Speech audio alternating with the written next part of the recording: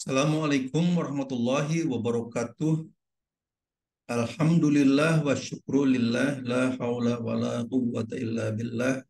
Asyhadu an la ilaha illallah wa asyhadu anna Muhammadan abduhu wa rasuluh. Allahumma shalli ala Muhammad wa ala ali Muhammad. Selamat datang di studio kami Islamic Science Research Institute, pengelola dan pemilik data Twilight baik pagi maupun malam yang paling komprehensif di dunia. Saat ini data kami sudah mungkin sekitar 2.500 data Twilight yang mengcover 5 benua. Sejak dari New Zealand yang paling bawah di selatan sampai dengan mendekati Arktik yang mengcover 4 negara yaitu Norwegia, Finlandia, Iceland, dan Alaska. Bukan itu saja, sensor yang kami gunakan untuk memperoleh data itu juga belasan, ya. Sejak dari SQM tentu saja itu bahkan sudah kita tinggalkan sekarang. Kemudian berbagai macam kamera lah, belasan kamera itu baik kamera DSLR, all sky camera, DSLR kamera aja berbagai macam resolusi, ya.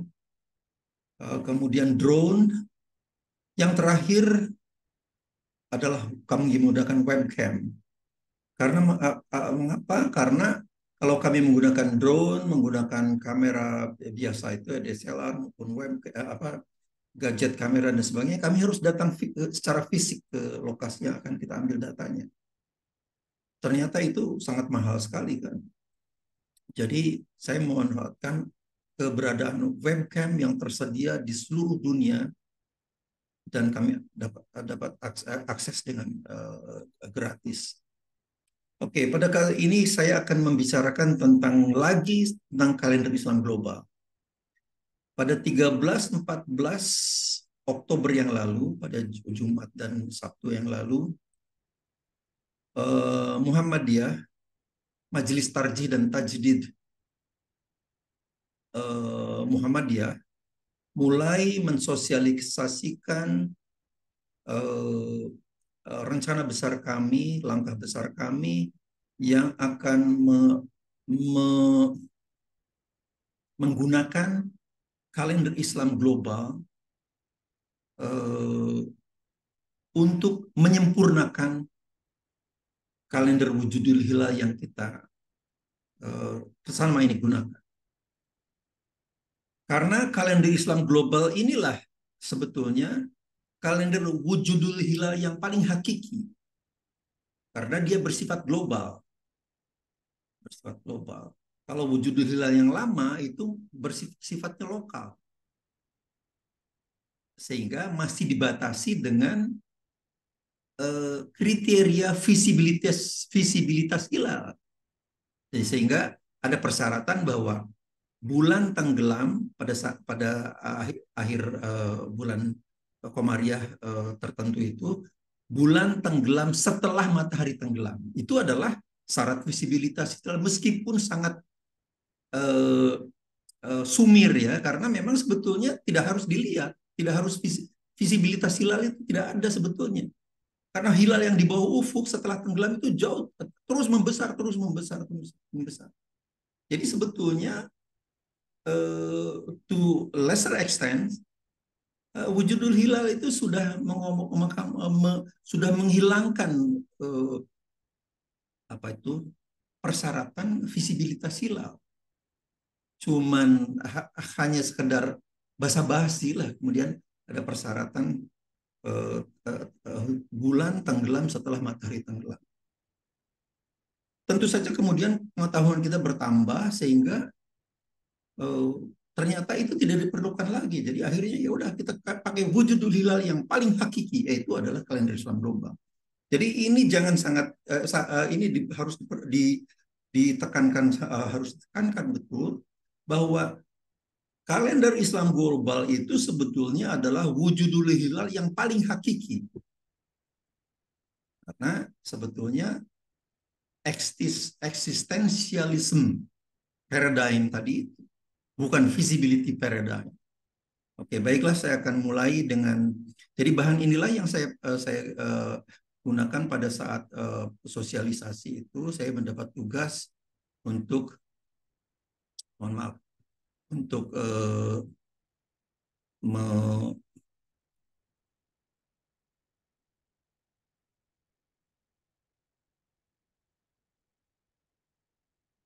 mensosialisasikan ini. Judul bahan yang diminta oleh panitia itu adalah ini.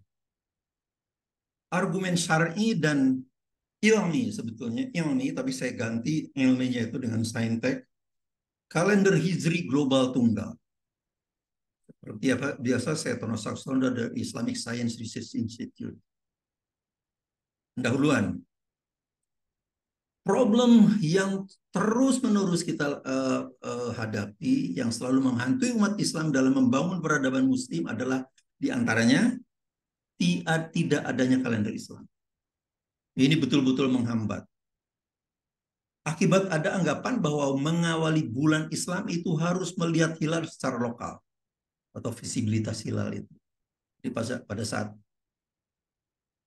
itu pada akhir bulan satu bulan Komariah itu hilal itu harus kelihatan. Nah, inilah yang keliru. Padahal kehadiran hilal adalah murni fenomena global. Ya, fenomena global. Jadi eksistensial sebetulnya. Yang penting itu eksistensial, wujud. Wujud.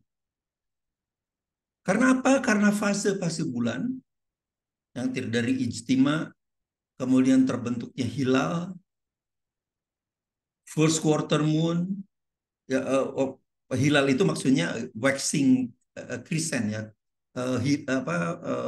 bulan sabit yang membesar terus. Kemudian first quarter moon, kemudian waxing gibbous, kemudian purnama, kemudian waning gibbous, kemudian urjunil qadim. Urjunil qadim ini adalah fase di mana waning crescent kan, jadi sabit yang mengecil. Sampai kembali lagi ke bulan mati, itu semuanya adalah fenomena global. Fenomena global tidak harus kelihatan. Nanti akan kita tunjukkan. Di wilayah lokal dapat terjadi kapan saja, siang atau malam, visible atau invisible. Ya, kapan saja. Jadi misalnya begini. Misalnya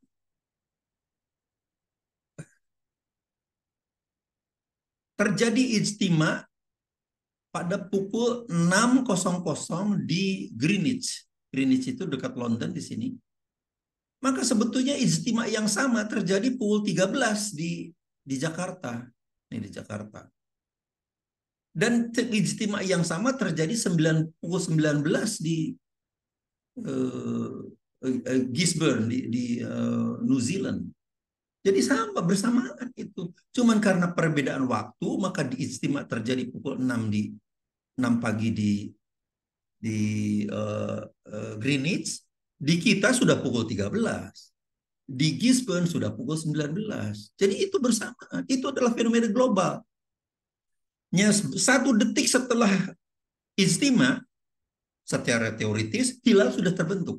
Secara teoritis ya. Meskipun secara fisik mungkin belum. Tapi untuk perhitungan astronomi secara fisik untuk perhitungan astronomi secara matematis teoritis sudah hilal. Karena apa? Karena ijtima adalah titik nol. Dan titik nol dimanapun dalam konsep matematik adalah dimensionless. Kalau sudah 0,001 itu bukan nol lagi. Ijtima itu nol. Jadi nol betul-betul. Nol keplong. Bunder keplong. Nah itu. Jadi oke. Gagnon misalnya pada 930-an menetapkan satu-satunya parameter visibilitas hilal adalah elongasi. saat itu karena kemajuan saintek pada saat itu belum secanggih sekarang, minimal adalah 7 derajat.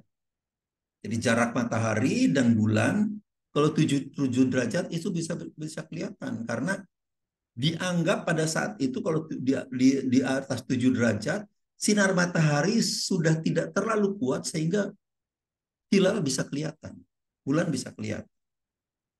Nah, pada tahun 1980-an, ilmuwan muslim menambahkan parameter visibilitas hilal ini, yaitu ketinggian hilal. Salah satu contohnya adalah MABIMS. Nah, ini yang mencampur adukan antara fenomena global dan lokal. Karena apa? Karena ketinggian hilal itu referensinya adalah ufuk lokal. Jadi kita melihat ufuk lokal, ketinggian hilalnya itulah jadi lokal itu. Jadi ini campur aduk antara lokal dengan global. Kalau global itu tidak perlu visibilitas hilal. Tidak butuh visibilitas karena dia eksistensialisme. Yang penting adalah eksistensial, kehadiran, kewujudan. Kalau parameter lokal tinggi hilal tak terpenuhi, maka dianggap tidak ada hilal. Ini kan ngawur ini. Karena apa? Karena kemudian kriteria lokalnya, ketinggian hilal itu dianggap hierarkinya lebih tinggi daripada kriteria global. Kan ini ngawur seperti ini. Blunder ini, sudah. Blunder. Nanti akan saya tunjukkan. Jadi maksudnya Danyon itu, kalau katakanlah ijtima terjadi pada pukul 6, ini lain lagi dengan yang 6 yang tadi ya. Ini terjadi, katakanlah ijtima terjadi pukul 6 di Gisborne di New Zealand. Elongasinya katakanlah kurang dari 7 derajat. Katakanlah misalnya 6,8 atau 6,9 itu kurang dari 7 derajat. Kemudian matahari itu bergerak dan bulan ya, matahari dan bulan bergerak. Katakanlah sampai di Jakarta di sini pukul 12. Maka kelihatanlah hilal. Itu kriterianya Danyon tidak peduli ketinggiannya berapa. Ketinggian lokalnya berapa? Tidak ada Danyon menerapkan ketinggian hilal itu. Hanya kemudian astronom muslim lah kemudian mengada-ngadain. Nah kemudian, tapi ru'yatkah ru'yat kan sama adalah sunnah Nabi katanya. Nah ini ada hadis ini. Ada hadis. Meru'yat hilal di zaman Nabi memiliki ilat. Ilat itu penyebab. Menceritakan kepada kami Adam, menceritakan kepada kami Su'bah, menceritakan kepada dia Aswad ibnu Qais dan sebagainya. Kemudian sesungguhnya Nabi bersabda, Inna ummatun ummiyatun. Kami ini umat yang ummi. La naktubu wala nahsubu. Kami tidak bisa menulis dan kami tidak bisa menghitung. Bulan itu asyahru hakada 29 atau 30 hari itu anunya apanya intinya kan itu. Tapi ini kita itu kami itu umat yang ummi. Jadi tidak semua ini Sahih Bukhari hadis nomor 1780. Jadi tidak semua sabda Nabi itu sunnah. Kalau tidak kan menjadi umat ummi kan sunnah juga dong. Tidak, kita dianjurkan belajar. Ulil albab itu sangat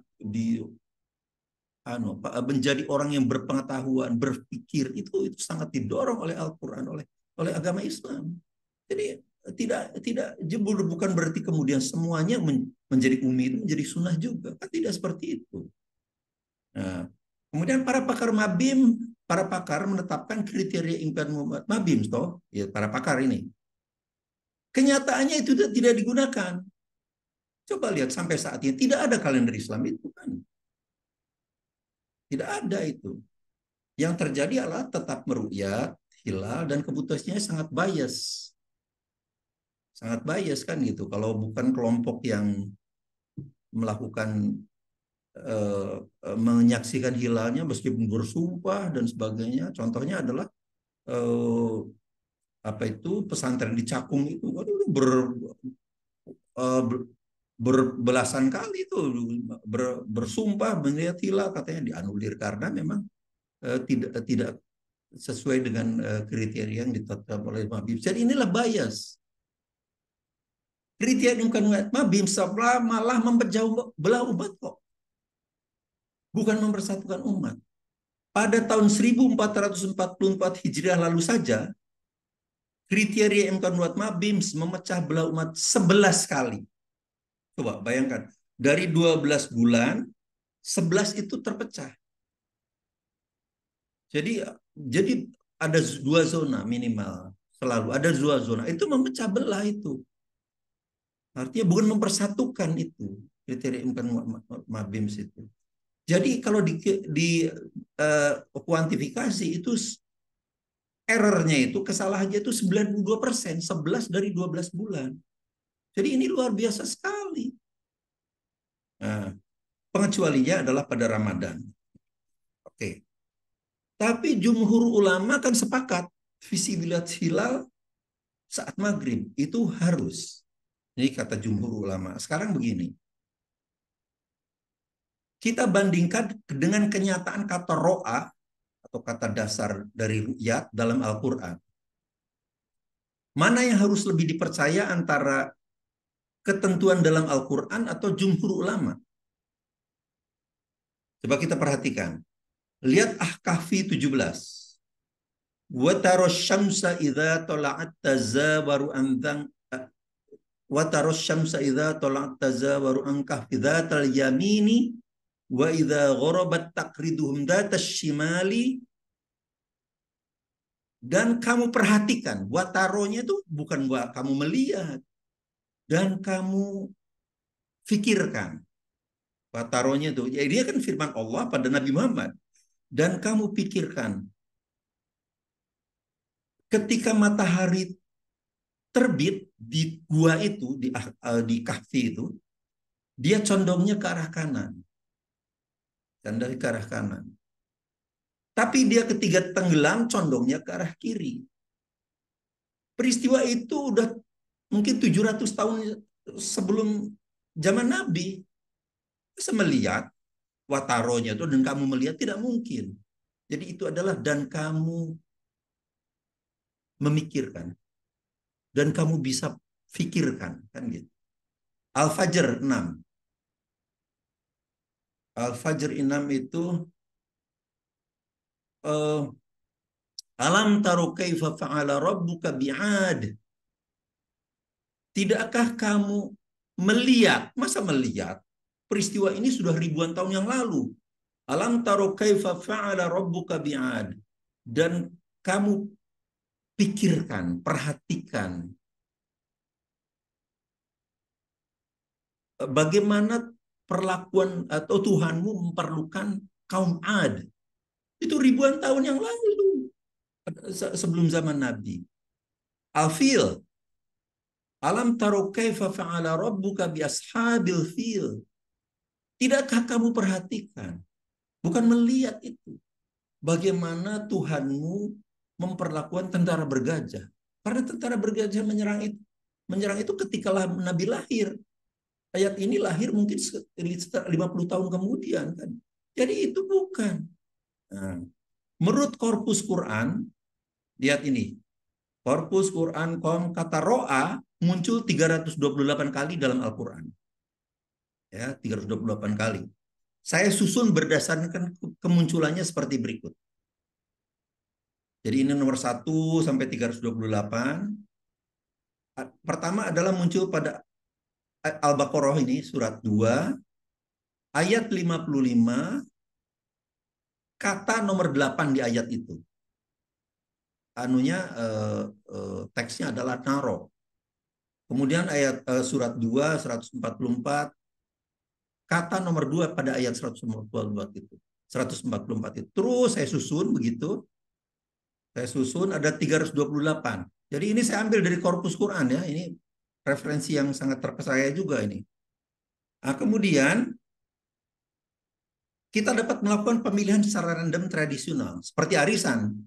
Kita bikin gulungan kertas 1 sampai 328, masukkan dalam toples, kita kocok. Terus ambil 5, random ya, 5. Buka. Oke, nomor ini, nomor ini, nomor ini.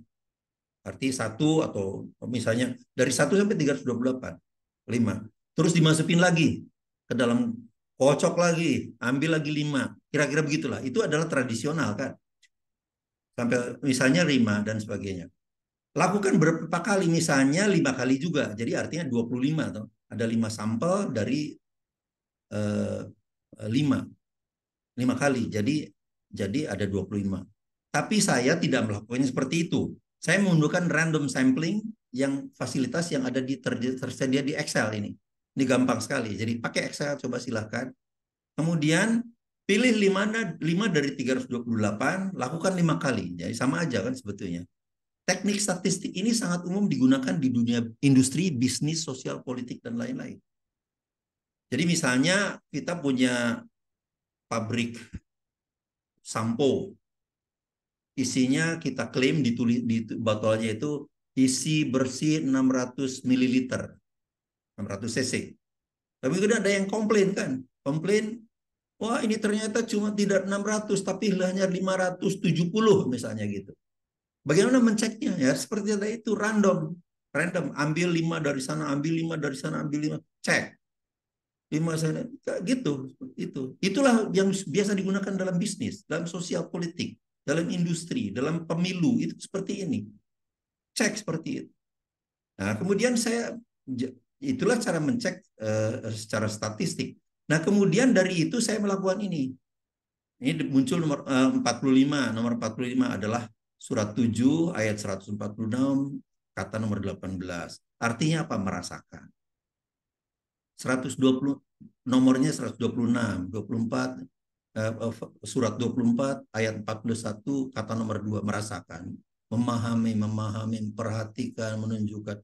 Ini yang melihat dengan mata itu cuman ayat 2 nomor 256, surat 81 ayat 23 nomor 2. Ini. Kemudian ini 3 kali saja, dari 25 hanya 3 kali. Berapa coba, berapa persen itu? Paling-paling mungkin cuma 7, apa ya? 3 dari 25 lah gitu. Seperdelapannya lah, per 8 kali per 8 ya 12%-an aja gitu. Ya kan? Jadi itulah anunya. Nah, jadi itu salah satu bagaimana? Apakah kemudian jumhur ulama akan lebih kuat daripada fakta dari Al-Qur'an? Kan gitu. Nah, kemudian ada lagi hilal yang tidak visible, tidak kelihatan saat maghrib, bukan hilal yang syar'i. Nah, ini juga ngawur ini. Itu hanya dalih dari tim pakar Mabims yang telah kehilangan akal untuk membantah fakta saintifik. Hilal yang tidak tampak bisa jauh lebih besar daripada yang tampak. Ya, coba nanti akan saya tunjukkan. Ini dan sudah berkali-kali animasi ini saya tunjukkan. Fase bulan terus membesar atau mengecil lagi adalah hanya akibat bulan itu mengorbit bumi. Jadi tidak ada kaitannya dengan siang dan malam. Nanti akan saya tunjukkan. Tidak ada kaitannya dengan fase bulan itu tampak atau tidak tampak. Sekarang animasi fase bulannya. Oke. Jadi ini. Dalam kondisi seperti ini, saya anggap bumi ini tidak berputar. Saya anggap ya. Jadi artinya gerakan bulan dan matahari itu saya dikomposisi untuk supaya menjelaskan saja. Ini tidak berputar, sedangkan bulannya yang berputar seperti ini. Dalam posisi seperti ini, matahari, bulan, dan bumi itu dalam satu bidang meridian, sehingga tidak ada bagian bulan yang tersinari, gelap. Kemudian dia bergerak. Nah, ketika sampai di sini, barulah bulan itu tersinari ini, seperti ini. Nah, sekarang terus membesar. Ya, membesar. Jadi meskipun bumi tidak berputar, tidak ada siang dan malam, ini bertambah besar terus ini. Fase bulan ini fase bulan namanya. tambah besar. Nah, persoalannya ada dua orang di sini. Yang ini sebelah kiri, yang ini sebelah kanan. Yang ini kan siang terus. Karena bumi tidak berputar. Yang ini malam terus. Ufuknya adalah ini, ufuk. Ya. Bagi orang ini, bulan sebesar ini tidak kelihatan juga akibat kalah oleh sinar matahari. Bagi orang ini, bulan seperti ini tidak kelihatan juga karena ada di bawah ufuk. Tapi bulannya kan sebesar ini. Jadi apalagi hilal. Bulan yang segede ini pun tidak akan kelihatan oleh kedua orang ini. Yang ini karena silau oleh sinar matahari, yang ini karena memang masih di bawah ufuk. Barulah di sini, nah, di sini bagi orang ini bulan ini tenggelam, bulan sebesar ini tenggelam. Bagi orang ini bulan ini besar sebar ini terbit, baru terbit karena ufuknya di sini kan. Kemudian begini, coba perhatikan ini. Ini adalah ufuk, artinya sudah tenggelam kan? Bagi orang ini. Ini membesar. Setelah di bawah ufuk membesar tuh, lihat, membesar tuh. Membesar. Daripada saat maghrib tadi itu. Iya kan? Membesar dia. Bagi orang ini juga membesar karena dia bisa melihat kan gitu. Sampai purnama. Sampai purnama. Tapi orang ini nggak tetap eh, karena ini siang hari ya tidak bisa kelihatan ini meskipun purnama gitu. Terus sekarang mengecil lagi, mengecil lagi, mengecil lagi. Nah, sekarang juga seperti ini. Bulan sebesar ini besar juga ini kan. Bagi ini orang kelihatan, bagi orang ini kelihatan, tapi bagi orang ini tidak kelihatan karena dia masih di bawah ufuk, belum terbit. Baru setelah di sini, oh bagi orang ini terbit, bagi orang ini tenggelam. Kan gitu sebetulnya. Jadi tidak ada kaitannya fase bulan yang mengecil dan membesar itu dengan mohon maaf, dengan terjadinya siang dan malam. Meskipun tidak ada siang dan malam, fase bulan itu mengecil dan membesar terus. Oke, sekarang kita tunjukkan lagi yang lain. Sekarang animasi visibilitas hilal.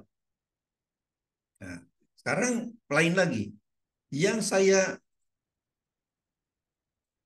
saya animasikan sekarang bulannya tidak berputar, berhenti di sini sehingga kenampakannya seperti ini. Ya, waxing gibbous. Jadi waxing gibbous setelah first quarter moon. Bagi orang ini saat ini sekarang buminya yang berputar. Jadi orang ini ikut berputar bersama bumi. Bagi orang ini tidak bisa melihat ini karena di bawah ufuk. Ufuknya kan ini. Oke. Belum kelihatan, belum kelihatan. Nah, pada sekitar pukul 2 siang, bulan ini terbit. Apa? Oh ya, bulan sebesar ini terbit. Tapi tetap nggak kelihatan karena apa? Karena kalah oleh sinar matahari. Ya. Kemudian dia terus tambah sore, tambah sore, tambah sore. Maghrib, baru kelihatan ini. Karena sinar matahari sudah melemah karena dia maghrib kan gitu. Nah, baru kelihatan, terus kelihatan, kelihatan, kelihatan, kelihatan. Pada pukul 2 malam tenggelam. Ya toh? Tenggelam ini. Nah, sekarang perhatikan ini. Dari sini sampai ke sini bulan seperti ini kelihatan. Tapi di luar itu nggak kelihatan. Yang di sini tidak kelihatan karena silau oleh sinar matahari. Dari sini dia tidak kelihatan karena sudah di bawah ufuk. Nah, sudah di bawah ufuk nggak kelihatan gitu. Jadi itu apa kelihatan dan tidak kelihatannya fase bulan itu. Oke, apa landasan syar'i hilal siang harinya? Jadi kalau tadi kan ada siang hari itu ada hilal. Hilal itu ada di siang hari. Apa landasan syar'inya? Banyak. Ini adalah hadis mauquf, yaitu hadis yang bersumber dari sahabat. Jadi berhentinya itu di sahabat gitu. Dan jika ini saya catat, saya anukan yang ini ya saja. Apabila kalian melihat hilal di siang hari, nah lihat siang hari, hilal siang hari. Hilal naharo ada. Hilal siang hari ada.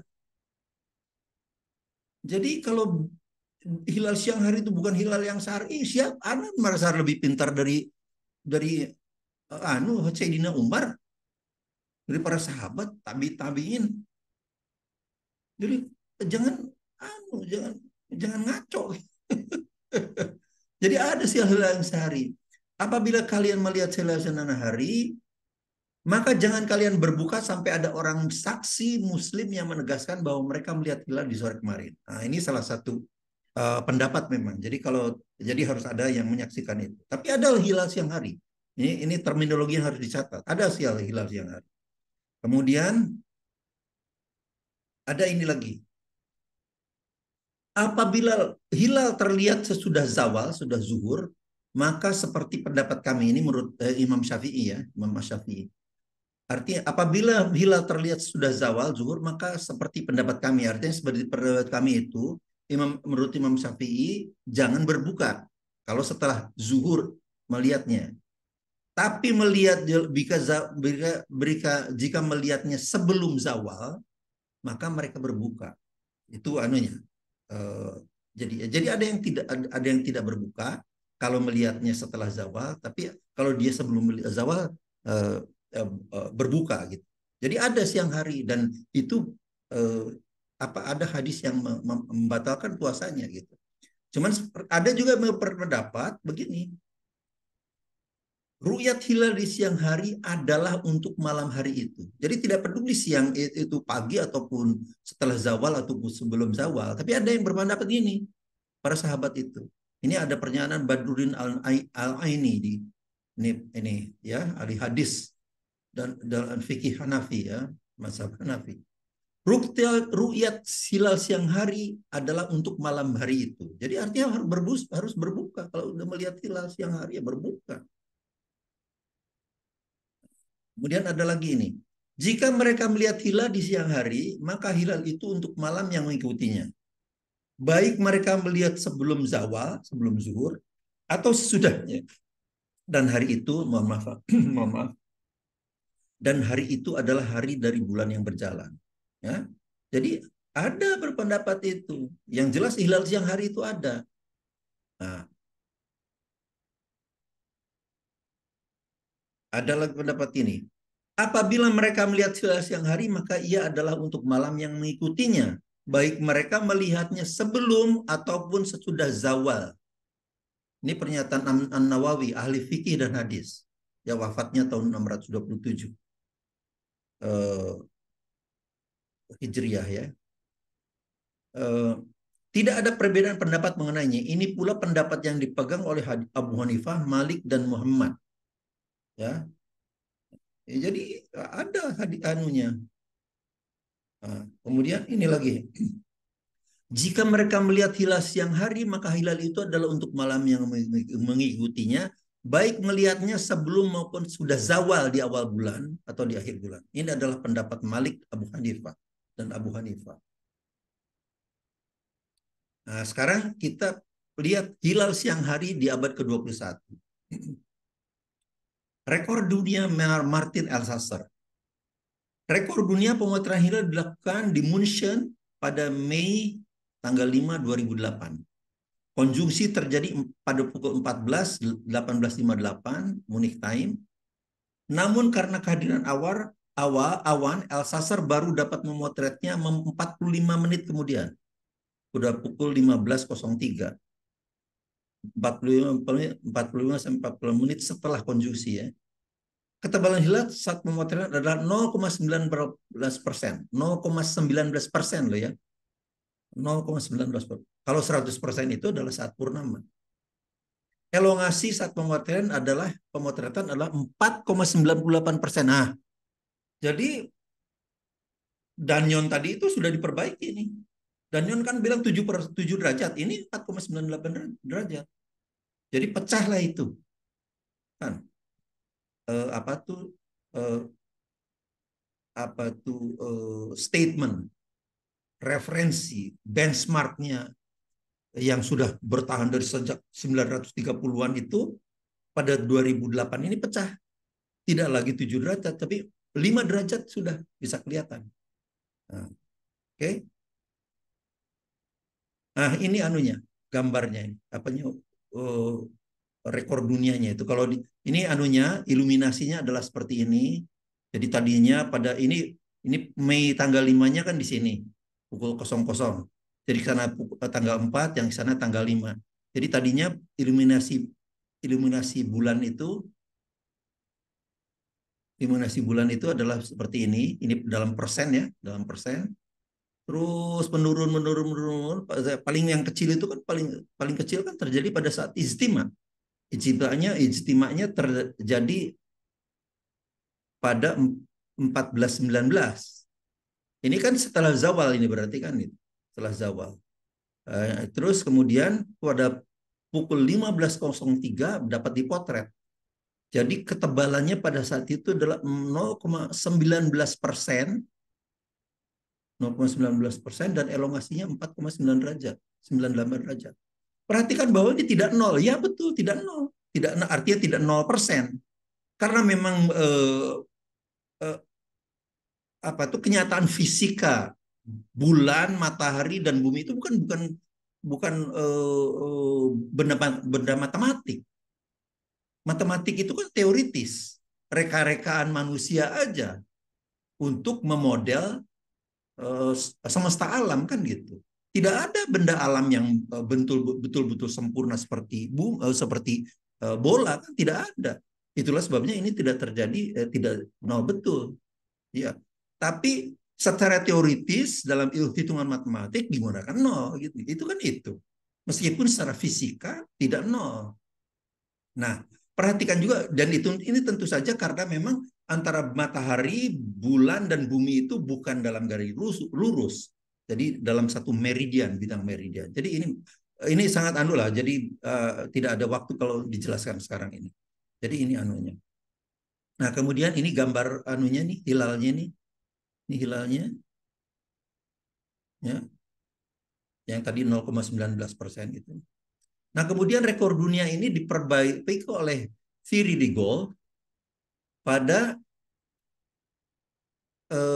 diambil di Elanco. Elanco itu pada di dekat Paris, 38 km dari Paris, pada 8 Juli 2013. Jadi kira-kira 5 tahun kemudian kan? 5 tahun kemudian. Coba bayangkan, ini kerja keras orang-orang mau memecahkan rekor dunia itu setiap bulan dia ngambil data, ambil data. Setiap bulan itu kerja keras itu. Baru 5 tahun kemudian dapat ini, dapat. Jadi itu kerja keras, bukan cuma asal gerambiangan aja gitu loh. Tepat saat konjungsi pada pukul 9.14 waktu Paris. Ketebalan hilal saat pemotretan 0,15%. Coba. Hanya 0,04% lebih tipis dari torehan Alsacer yang tadi 2008. Hanya setelah 5 tahun itu cuman bertambah 0,15% aja. 0,15%. 0,04% lebih baiknya, lebih tipisnya kan gitu. Elongasi saat pemotretan adalah 4,4 derajat. Hanya 0,54 derajat lebih dekat dari ke matahari daripada Alsacer. Karena Alsacer kan tadi 4,98. Ini 4,44.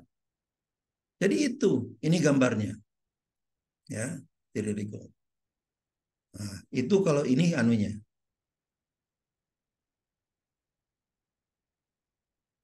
Ya, jadi sekarang 0,15%, elongasinya jarak matahari, bulan dari mataharinya itu 4,4%. Jadi memang Danyon sudah lewat lah gitu kriteria Danyon itu, karena sekarang sudah, dan itu terjadi apa pukul 9.15, jadi artinya qabla zawal, sebelum zawal kan. Oke, jadi itu anunya. Nah, sekarang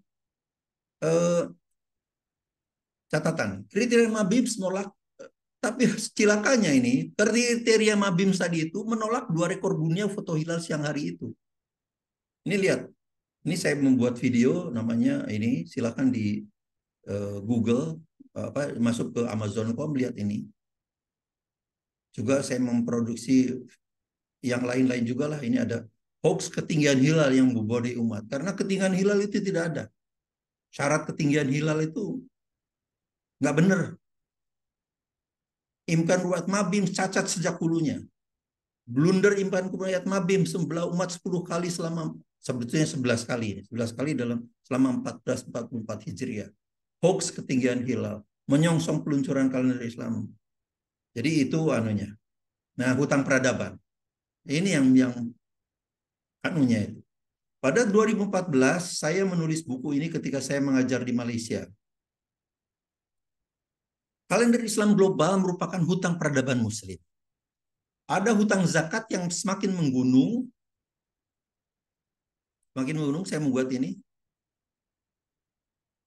Tadi 255 halaman, ada di Amazon.com, silahkan ke Amazon.com. Memenangkan 3 Best Paper Awards dalam Islamic Banking, Islamic Finance, dan Marketing. Bagaimana prinsipnya? Kira-kira beginilah.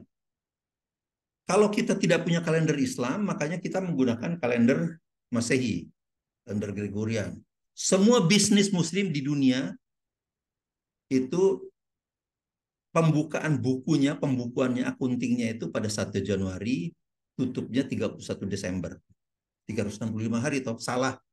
Karena seharusnya 354 hari, haulnya itu.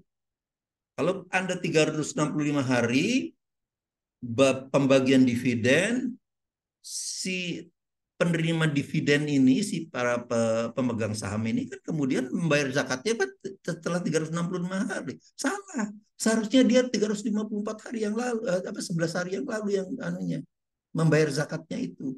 Kalau dia membayar sekarang, yang 11,5 hari ini nggak terzakati.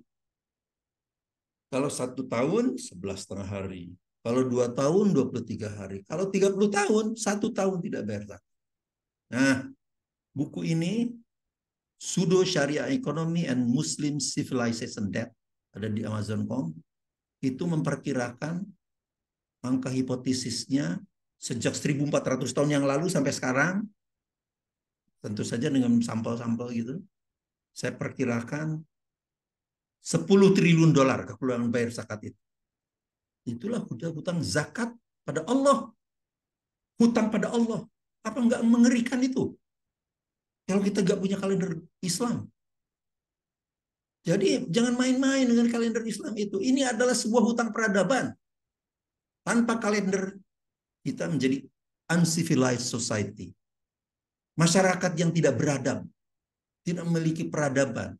Tadi punya hutang 10 triliun dolar aja nggak merasa kan? Itu karena kita tidak beradab. Itu hutang pada Allah dan harus dibayar.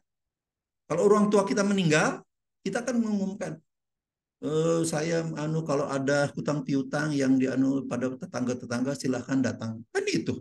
Ini nenek moyang kita selama 1.400 tahun punya hutang 10 triliun dolar. Masa kita tidak berusaha bayar? Kita hanya bisa menghitungnya kalau kita punya kalender Islam global. Itu persoalannya. Jadi ini betul hutang peradaban.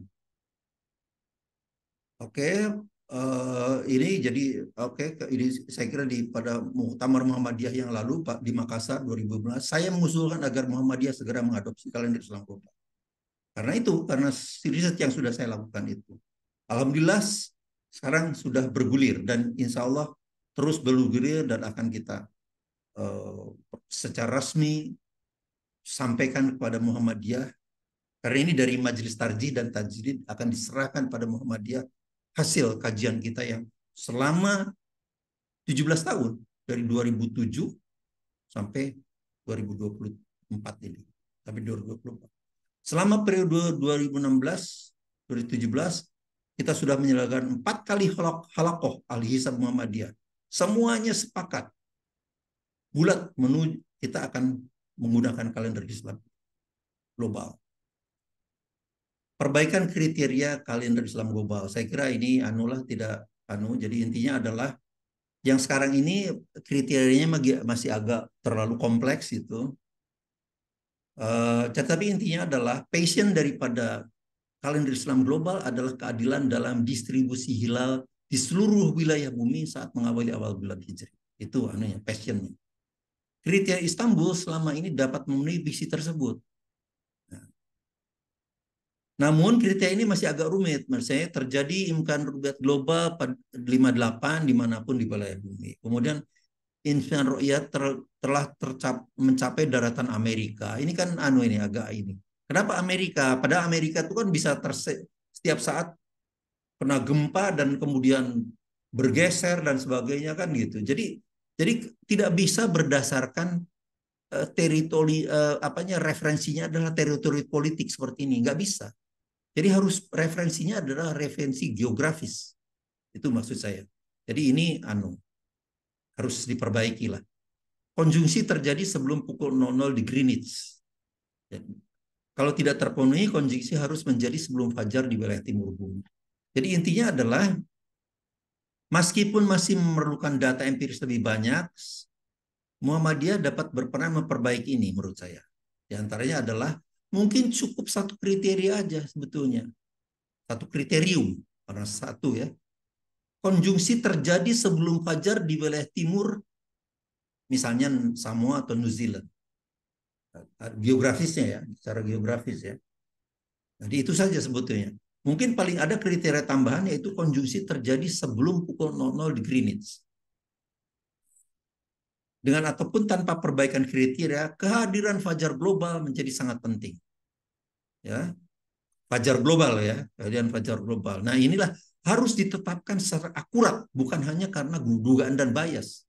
Jadi kehadiran fajar global itu dengan ataupun tanpa perbaikan yang ini, yang saya usulkan ini, tetap harus didefinisikan dengan akurat. Tidak gerambiangan kemudian, oh udahlah pakai fajar astronomis 18 derajat. Nah ini nggak bisa. Harus didefinisikan secara akurat. Nah, itu. Jadi nggak cuma dugaan-dugaan dengan gerambiangan gitu. Apalagi cuma 20 derajat. Datanya nggak ada 20 derajat itu. Nah ini pada saat Bunas Tarji 2020, UAD mendapatkan tugas resmi dari Majelis Tarji untuk penelitian waktu subuh. Sedangkan pada saat itu Universitas Muhammadiyah Sumatera Utara dan UHAMKA Jakarta, pada saat itu saya masih di UHAMKA, melakukannya secara mandiri. Inilah dapatnya hasilnya nih. Universitas Ahmad Dahlan dengan 86 data, alatnya SQM, dapatnya 10,8 derajat di bawah ufuk nih, fajarnya munculnya. Rata-rata ya, dengan standar deviasinya 2,8. Kemudian Universitas Muhammadiyah Sumatera Utara, kalau nggak salah sekitar 650-an ini, data alatnya juga SQM, Medan dan sekitarnya saja, dapatnya 12,1 derajat. UHAMKA hampir 1000 nih, datanya hampir 1000. Dan sensornya belasan. Bukan cuma SQM. SQM termasuk tapi belasan yang lain. Datanya dari mana? 4 benua. Kecuali Australia. Dapatnya 13 derajat. Jadi ini sudah kenapa jadi 18 derajat? jadi keputusan Munas 2020 fajar pada 18 derajat jelas bias. Karena masih terkontaminasi dengan fajar astronomis yang tidak pernah ada.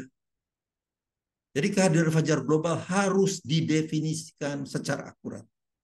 Muhammadiyah harus mampu menjadi pelopor pendefinisian kehadiran fajar global.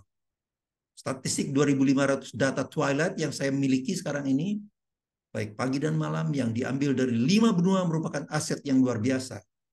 Ya, belasan macam sensor yang kita gunakan, termasuk webcam. Aset saintifik tentang fajar yang paling besar di dunia. Mari kita manfaatkan sama-sama.